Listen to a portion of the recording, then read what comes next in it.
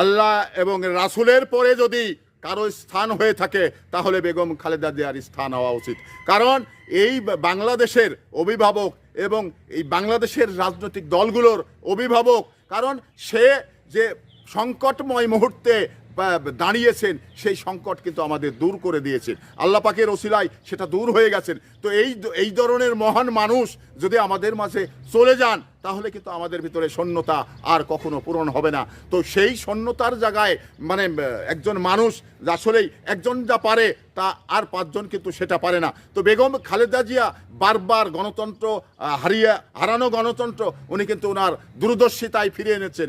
উনি কিন্তু এই বাংলাদেশ সংকট মুহূর্ত থেকে বাংলাদেশকে টেনে জায়গায় দাঁড় করিয়েছেন। তো এই মহান মানুষটা আজকে মেডিকেলের বেডে সংকটাপন্ন অবস্থায় রয়েছেন, সে হয়তো মৃত্যুসজ্জায় মানে রয়েছেন। তো তাকে আল্লাহ পাকের কাছে আমাদের প্রার্থনা করতে হবে, আল্লাহ পাক যেন এই মানুষটিকে, এই মহান মানুষটিকে আমাদের মাঝে আরও সময় বাঁচিয়ে রাখেন। কারণ তার যে শূন্যতা, সে চলে গেলে তার যে শূন্যতা এটা বাংলাদেশে মানে কোনো সময়ে আর পুরা হবে না। সে যা বাংলাদেশের মানুষকে মা হিসাবে, একজন নেতা হিসাবে যা দিয়েছেন আর কেউ দেওয়ার মতো হয়তো থাকবে না।